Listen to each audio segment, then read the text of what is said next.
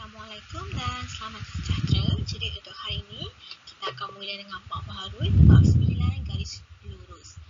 Okey, dalam subtopik yang pertama kita akan tengok macam mana nak menentukan kecerinan dan pintasawai dalam satu garis lurus. Jadi objektif kita pada hari ini ialah murid dapat menentukan kecerinan dan pintasawai dalam satu garis lurus. Okey, sebelum kita teruskan dengan hal ini, suka cikgu ingatkan bahawa sebenarnya garis lurus ni kamu dah pernah belajar dalam tingkatan 2 dan dalam yang lepas masa tingkatan 2 kita belajar tingkatan 2 kan, dan kita belajar untuk menentukan kecerunan satu garis lurus. Okey, dalam satu garis lurus kita nak tentukan kecerunan. Jadi untuk hari ini, untuk dalam tingkatan 3, kamu perlu tahu dalam satu garis lurus tu, untuk membentuk garis lurus kita boleh bentukkan dia punya persamaan. Okey. Dan persamaan ini diwakilkan dengan Y sama dengan MX tambah C, di mana ini adalah bentuk yang umum. Setiap garis lurus mempunyai persamaan yang berbeza, tetapi berdasarkan ini bentuk dia, iaitu Y sama dengan MX tambah C, di mana M ini mesti kecerunan, yang mana kamu dah belajar mencari kecerunan pada sebelum ini, dan C adalah pintasan Y. Ingat lagi pintasan Y? Okey, pintasan Y ini apabila kita ada satu garisan yang memintas pada paksi Y. Okey, contoh ini adalah paksi X. Kemudian ini adalah paksi Y. Kemudian kalau kita ada satu garis begini, okey, di sini adalah pintasan Y apabila dia memintas paksi Y. Ini adalah nilai dia.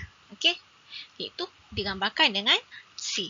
Jadi untuk bentuk persamaan garis lurus jadi dibentukkan daripada Y sama dengan MX tambah C. Kena ingat dah, memang kedudukan dia memang tetap. Di mana kalau kecerunan dia mesti dengan X dan di belakang itu apa-apa berlaku dia mesti pintasan Y. Okay, kita tengok contoh yang pertama, kita nak tentukan kecerunan dan pintasan Y. Okay, kita ada soalan yang pertama iaitu Y sama dengan 2X tambah 9. Okey, apa yang perlu kamu buat ialah bandingkan persamaan yang kita ada ini, soalan kita ada ini dengan bentuk yang di atas.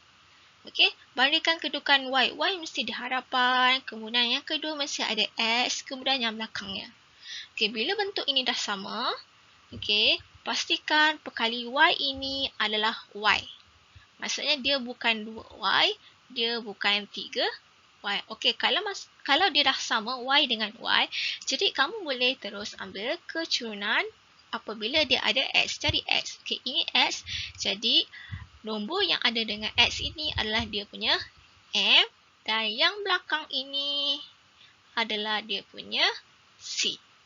Jadi kita punya kecerunan di sini M adalah 2, C kita adalah 9. Dia adalah positif 9. Nilai tambah ini perlu diambil kira. Kalau tambah tidak ada masalah sebab tambah 9 dia adalah 9 lah, positif 9. Tetapi kalau nilai di situ, di sini adalah tolak, contoh 2X tolak 9, nilai yang kita ambil C sini pintasan Y adalah negatif 9. Perlu diingatkan yang itu. Okey, kemudian tengok soalan yang kedua. Kita ada 3Y sama dengan negatif 2X tambah 12. Okey, bandingkan bentuk ini dengan bentuk persamaan yang umum.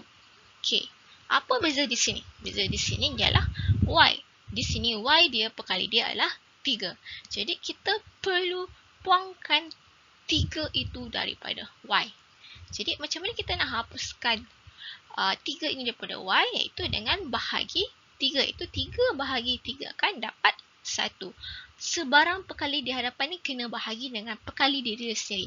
Kalau kita ada 2Y, kita bahagikan dengan 2. Jadi bila sini bahagi dengan 3, semua di sini bahagi dengan 3.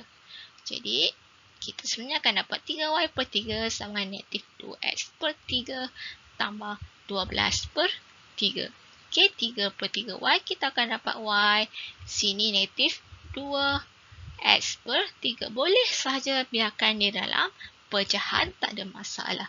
Sebab kalau kita tukarkan dalam bentuk perpuluhan, lagi susah kamu nak bundarkan dan lagi bentuk dia tidak cantik. Dalam persamaan garis lurus, bentuk yang cantik dia adalah bentuk dalam pecahan.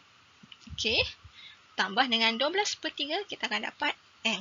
Dan apabila bentuk ini dah sama dengan bentuk yang umum kita nak, baru kita boleh bandingkan dan dapatkan nilai M dan nilai C.